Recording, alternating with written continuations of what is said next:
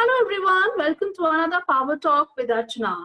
This is your platform to reach out to the stars. Plan your success with me, Archana, as I lead you, inspire you, and support you to unleash your passion and expertise, coach you and mentor you to achieve your success goals, and help you carve your dream life you've always dreamt for.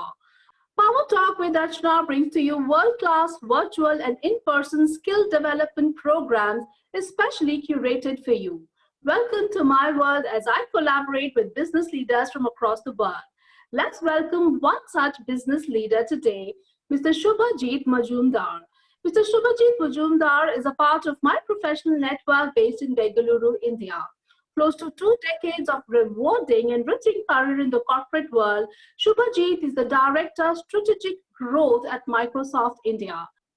He brings his out-of-the-box growth strategies and aces the art of scaling businesses to sustainable heights. A growth implementer, advisor, mentor, trainer, or facilitator, he's co-authored thought leadership publications for his companies. He has a deep understanding about his customers and is the king of supply chain transformation, sales and distribution transformation, business process reengineering, and large program management. A strategic leader, he also sits on the Confederation of Indian Industries National Committee for E-commerce for the financial year 2021. Let's welcome Subhajit Majumdar on board. Hello Subhajit, how are you doing? Hi, Archana. It's a pleasure to be on your platform today, and I heartily reciprocate all the good wishes that you just communicated. Thank you so much. Absolute pleasure to have you with us, Subhajit. Let's start this journey. Subhajit, we are in the era of this fast-paced digitalization. You've been in the sales and supply chain transformation state. How do you see supply chain and sales transformations changing over the last few decades? Sure, Archana. So, slightly looking back, I probably did my first sales and supply chain transformation back, 10 years back with the FMCG company. And uh, how we used to do it then and how we do it now, and how customers expectations have changed is really mind-boggling. One of the key reasons for that is obviously the maturity of these organizations have also grown with time. Digital has been a great influence overall in how determining how businesses really work, and therefore the way these companies now want to transform is very different. So let's probably step back a little bit and understand why companies would typically want to do sales transformation or supply chain transformation. Essentially, it's for two big reasons why companies exist. So one is companies want to grow. So they want to grow their top line and they want to have more and more sales, as any business would want to. The second, on supply chain, they would essentially want to optimize, become more efficient, so that there is a greater bottom line to be earned from whatever top line you earn, right? Uh, now, what has really changed? So if I look at how clients used to define the problems 10 years back and now, I think clients are much more sharper in their definition of what they exactly want from this transformation. So the goals or the outcomes are very clearly defined to say that this is exactly the space in which I want to grow my business. This is how I want to grow my business. This is the kind of quantum growth that I would be expecting from this transformation. So the numeric objectification of the outcomes is much more clear. Yeah. Therefore, the clients and consultants or facilitators who undertake this transformation are much more on the same page when they start. Right. Uh, the second aspect that I would want to cover what has changed is, 10 years back, probably most of these companies would have 2-3 channels to work on. So primarily they were Right. general trade. Modern trade was an emerging channel at that time. So typically everybody would have uh, 10 to 12% of their business coming from that. So it was really small. E-commerce was hardly there, at that time. And maybe a little bit of institutional, a little bit of, pharma, doctor channel, if you had some medicinal products in your portfolio. But today, if you see, there's much more channel complexity of these businesses. So you Absolutely. E-commerce, you would have your own e-commerce, you would have third-party marketplaces, and a number of them where you could list your products. You have social media commerce where the consumer wants to directly buy, once you start engaging with him or her. You of course have, what we call alternate channels, which is essentially a very smart alliances or smart placements of products, which can get considered and get consumed in a very non-conventional manner. So there are multiple ways in which you can reach the customer, and therefore, when you start transforming these, sometimes you will realize that you are doing local optimization and you're growing a particular channel that is cannibalizing growth or potential growth on other channels. So you need to be really careful in terms of understanding how this channel mix will play out. So that's the Right. second aspect that I think is very clear. Clearly, very, very clearly, different now. If you look at tech and digital, the influence of that. So that's been great. I think in 10 years, we have leapfrogged in terms of the advancements that have been made in tech. And a lot of our clients or customers have implemented these tools. So therefore, there's a lot of resident data today, which is available with customers, which you never found 10 years back. You would have to do a lot of market research or secondary research to get such data. Yeah. And if you're able to use that data intuitively and kind of do some sharp analysis, you are able to actually create very curated strategies for these customers much more rapidly, and you can actually implement your strategies much more faster, almost in real time, if you're able to assess the data Yeah. very and make responses. So these are some of the things that have greatly changed. I think also, like we said, that the beginning of the transformation, customers are very clear that what they want and they've quantified it. During the transformation and at the end of the transformation, I think it's much more KPI led, much more metric driven today. So you're actually able to measure benefits in real time and take your decisions and actions rather than doing it in retrospection that was happening earlier. Shubhajit, very well said. I think you're absolutely right there. The entire essence of supply chain management has indeed changed, keeping in mind there is more clarity in their thoughts on what the companies want today. And of course, the kind of platforms which we have today are way more than what we had earlier. You spoke about modern trade, you spoke about institutional trade, you spoke about so many other platforms. And today things have changed, taken a 360-degree turn altogether, making it more and more available to the customer today. Absolutely right. Now, keeping customers in mind, Shubhajit, we are in the COVID struck VUCA world for sure. And how do you see this industry of the retail or the e-commerce just re-engineering their strategies and making it more and more customer centric? What are your thoughts there?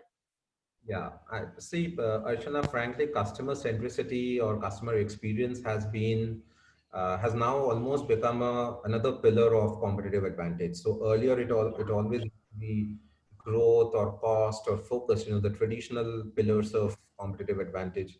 But customer experience has become a board level agenda now for at least a few years. And Yeah. it's being taken very seriously at very senior levels. And most consumer facing companies have actually invested a lot over the last few years in doing a few things. So the first of them is really understanding, deploying technology, deploying new processes to understand the customer very deeply.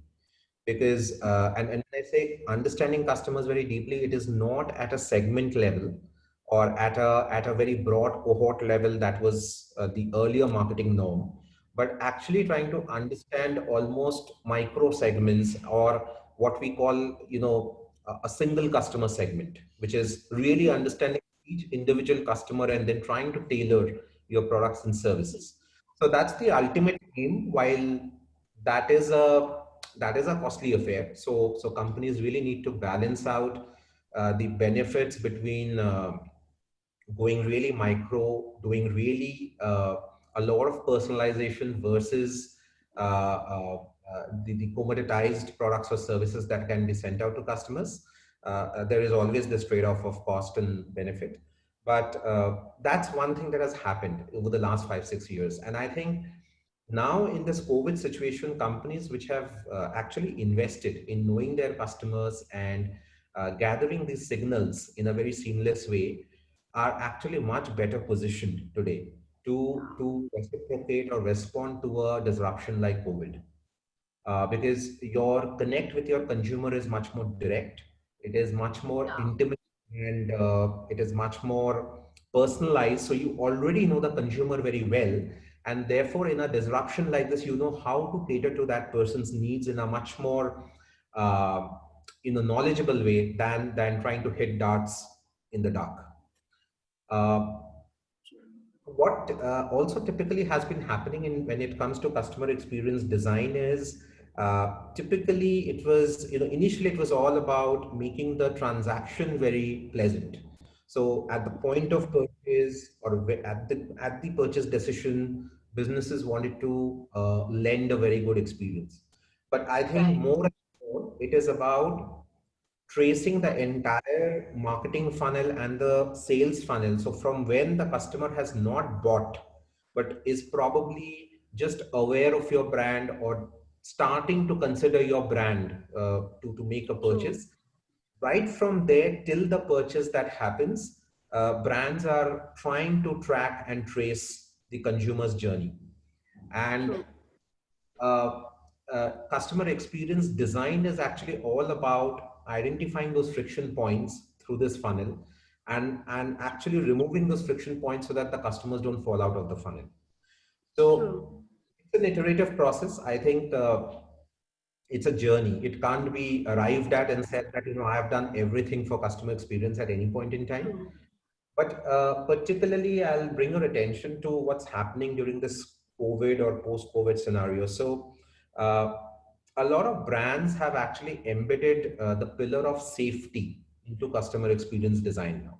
So, whether it is retail, whether it is e-commerce, whether it is food services, QSRs, you take any business with consumer where there is a product or service at play, if you are able to render this in a very safe environment, whether it's in your store, whether the delivery is safe, or the food is, or the shipment is safe, that has started creating trust in the brand. And I truly believe that uh, brands that are able to earn their trust in this difficult time from consumers Yeah, are really getting very loyal and sticky customers on board. absolutely. Because in your difficult times, if you're able to cater to the specific needs of your consumers, they would stick on to you. They will always remember, how you helped them in a difficult time. So that's how I see customer experience evolving, Archana. Yeah, I think very, very well said, Shubhajit. You're very right there. The customer has indeed become very intelligent with the kind of plethora of options available with them. I think, it has become more and more customized options available to the clients today, to the customer today. And as you very rightly said, it's that one experience, it's not about that. It's a whole lot of journey because there is, as you very rightly said, we really cannot pinpoint that where that we went wrong. It's a journey you take with your customer, making sure they really fall for your products, buy your products, because we cannot forget they have host of options available. As you very rightly said, safety is one thing that has to be at the top of the mind of each and every person today. If you give that experience to them today, they will stay with you forever. Customer acquisition is as much important as customer retention, and vice versa. Absolutely perfect, great. So tell me one thing, you have been in so many different roles, Shubhajit. Your journey has spanned across different facets of consulting, technology, process, strategy, operations, digital, so much more. Now have moved on to the big tech industry. What advice would you like to give to so many people out there who seeks multiple, competencies today? This one is interesting. So thanks for that.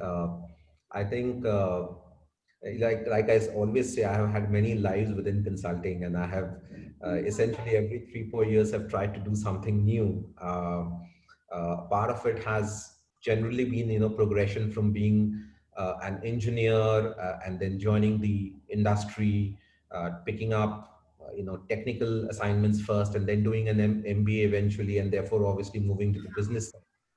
But I think it's been the hunger for learning new things, and it's been the ability to kind of pick up some ambiguity and to be able to thrive in it that has really led to this. So I think person, what used to happen to me is every 2 3 years, once I had accomplished sufficient competence and skill and craft in what I was trying to do, I would kind of look around and try and explore new things, Wow. and it was basically yearning for doing new things, learning new industries, learning new skills, and so on and so forth. So I think for people who are listening in and who want to really do this, whether you do it across multiple competencies or you just stick to a single competency today, I think learning, and learning is something that I cannot overemphasize this. You need to Yeah, continuously learn in your own domain, in adjacent domains, and probably absolutely in futuristic things which are coming our way, because this is I mean, it cannot be a more knowledge economy than what it is today. Especially COVID has absolutely. shown the way to us. With the pace of change that we are seeing around us, whether as an individual, as organizations, and as societies, I think old norms are going to keep fading. New norms will set in, and your ability to acclimatize and pick up new things and learn very quickly is going to kind of set you as a winner. I think I also want to mention one thing related to this. I actually heard this uh, from a from a different webinar, but I kind of want to pass this message. So somebody said that there's this term called unlearn, and you Wow. unlearn and relearn things, and you continuously do this. But the perspective was that you don't unlearn anything. Actually, you just keep learning, Yeah. and there is Yeah. old learning and there's new learning, and just look at it like different layers of, or different skins of an Yeah. onion. You keep peeling off, or you keep putting new skins to your self and learn new Yeah. things, and then kind of traverse across those skins, whenever you want to. So put your old Absolutely. application in a new situation. So everything that you learn is, I think, valuable at some point in time in your life. Absolutely. So that's what I would really urge people to do, especially in this very, very disruptive, uncertain times Yeah. that we for us. Yeah, very right, Shubhajit. I think once you're a learner, you're always a learner, and this is one trait. This, you absolutely keeps you going all along, and it's nothing about unlearning. It always stays with you. It's just about what you use in different phases of your life, and that is one thing that makes you very adaptable. You should always keep that cap with you and use it whenever you like. Great. Tell me one thing, Shubhajit, as the a national committee member for CII w- for the e-commerce, what would you like to add about your role there, and what roadmap about e-commerce in our VUCA world? Yeah, I think, I mean, this is not about a personal contribution, but I think it's about the whole committee's contribution to the industry, because that's what we Yeah, stand for when we represent the industry in such a committee. Uh, the most significant thing that I saw this committee doing during the most difficult times in around April and May was to figure out how to bring back e-commerce and start back operations after the lockdown. So yeah, at the onset of the lockdown, towards late March or April, the entire supply chains had got disrupted, and actually everything had halted. So there was a significant amount of contribution from this committee and the members of this committee, which is comprised of literally all the leading e-commerce players in the country, to actually suggest to the government about how a phased unlock can happen, and how to go about doing this in a safe and a secure manner, so that uh, all stakeholders at play, which is your logistics players, your transporters, your delivery boys, your warehouse facilities, etc., all stakeholders taken together are uh, they're kept safe, And at the same time, business starts growing because more than physical channels and their ability to serve customers, online channels were actually better positioned to help customers at this point in time. And if you notice, consumers also, a lot of consumers who were on traditional channels actually Yeah. were forced to new channels like e-commerce. Oh, And yes. once they got into it, they felt that this was a much more safer and a secure Yeah. way of getting your products, because you didn't need to step out. You could do this in a mostly you could do this in a contactless way. So that's how this committee contributed. As a committee, we are also involved in shaping the policies for the industry and so on and so forth, which are more long term. Yeah. Great. Yeah, I think you're very right there. E-commerce, especially during these times, have really come up a big way. Many, even the small businessmen, they have taken up this path because they felt this was the safest way, as you rightly said, to get their business to people and, be in that space for longest possible. Great. Tell me one thing. I mean, yes, it's been almost 6 months now. We have been literally not been going to office. We miss our office work, our coffee, our office meetings, meeting our colleagues, so much more than just we have gotten so used to talking to screens now.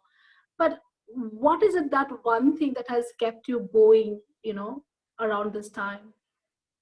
No, I for sure miss all of those things that you mentioned. So I think I've been a very people person. I need to connect with people to get my Yeah, work done, to actually feel that I'm adding value to people's lives. I need to meet yeah, them. They have to come. So I am a very people person, but initial a month or so was a period of figuring out how to do this. And once the reality set in that this is not going to go away in short time, and as we true. speak, my sense is this is another 1 year at least, ahead of us. So I True. think you need to kind of get into a regime during this time. Yeah, So kind of getting up at the same time, getting dressed for work, doing physical activity, taking your walks, going to maybe not the gym at this point, but doing some physical activity, which keeps you energized for the day is really, really important. And I kind of got into that mode once the reality set in that this can't be changed. And ensure that during the day you're at least spending maybe 5 to 10 minutes talking to someone with your video on, with the other person's video on, and you're not talking about work. yeah. You're actually, you're Yeah, actually connecting. You're actually connecting, and you're either figuring out how that person is, or you're sharing your own emotional journey. Because right, it's good to speak out, and it's good to share your feelings, and you feel lighter and you feel better. right. So I think as long as you're feeling fit and you're feeling energetic, and keep a lot of reading going on, because this time has also given us a lot of ample time to attend a lot of webinars and participate in some, but listen to many more, essentially to gain knowledge. And I think that's a mix of all this, and then a little bit of family time, spending time with Yeah, family members more than what you could do when you were traveling. So all this has right. kind of keep me going, and I hope it can keep me going for, for the longer period of the year left. Yeah, yeah, we all are hoping for that. Any one hobby or passion that has actually you've kind of enjoyed during this time? So, I'm a vocalist, and I never used to Wow.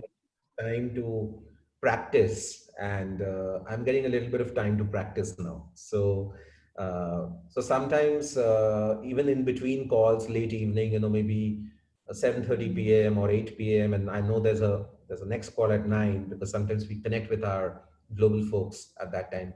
Yeah, So yeah, maybe I would practice a little bit with the speakers on, and my son dancing to it and all that. So yeah, that's how it is. Yeah, that's one thing I have probably been able to find more time to do.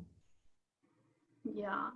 Lovely. Wishing you many such moments. It's amazing to be pursuing your passion at this time. We wish you lots of success, a good life ahead. Thanks a lot for coming on board and speaking to my audience. We thoroughly enjoyed it, Shubhajit. Thanks a lot. Have a wonderful life. Thank you so much, Archana. Thanks to your team and stay safe and have a great year. Thanks. Absolutely. Thank you so much. Thanks a lot. That is Shubhajit Majumdar for you. What a lovely conversation. I hope you can take not one but many hints on how you can create a wonderful consumer experience for your customer, keeping in mind the safety factor, which is most important in today's VUCA world. Take a note of his pearls of wisdom on how you can create multiple competencies and work towards skilling yourself during these times. I hope you really enjoyed this conversation of the gentleman who's given you a clear path of going forward in this VUCA world. Make the most of this time. Develop on strategies out of the box for your consumer to stay with you. Work on the e-commerce platform and use the rich experiences it brings for your customer. I hope you really enjoyed this conversation. I wish all of you the very best and stay tuned for more.